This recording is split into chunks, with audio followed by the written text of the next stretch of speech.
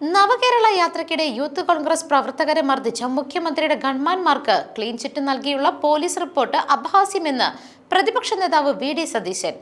Youth കോൺഗ്രസുകാരെ പോലീസുകാർ മർദ്ദിക്കുന്നത് ലോകം മുഴുവൻ കണ്ട കാര്യമാണ്. ദൃശ്യങ്ങൾ ഇപ്പോഴും പൊതുസമൂഹത്തിന് മുൻപിലുണ്ട്.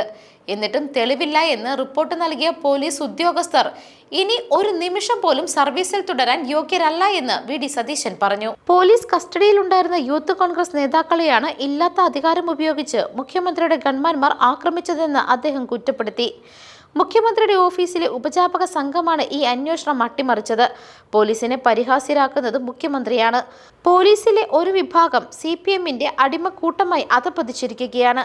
സർക്കാരിന് വേണ്ടി വിടുപണി ചെയ്യുന്ന പോലീസ് ഉദ്യോഗസ്ഥരെ വെറുതെ വിടില്ല. എല്ലാ കാലവും പിണറായി വിജയൻ മുഖ്യമന്ത്രിയായിരിക്കില്ല എന്ന് CPMന്റെ ഗുണ്ടാ സംഘങ്ങളെപ്പോലെ പ്രവർത്തിക്കുന്ന പോലീസുകാർ ഓർക്കണമെന്നും പോലീസ് സേനയുടെ തന്നെ വിശ്വസ്തത തകർന്നു. ഗൺമാന്മാർക്കെതിരെ നടപടിയില്ല എങ്കിൽ നിയമപരമായി ഏതറ്റം വരെ പോകുമെന്നും വി.ഡി. സതീശൻ വാർത്താക്കുറിപ്പിൽ പറഞ്ഞു. News desk മെഗ്നവിഷൻ.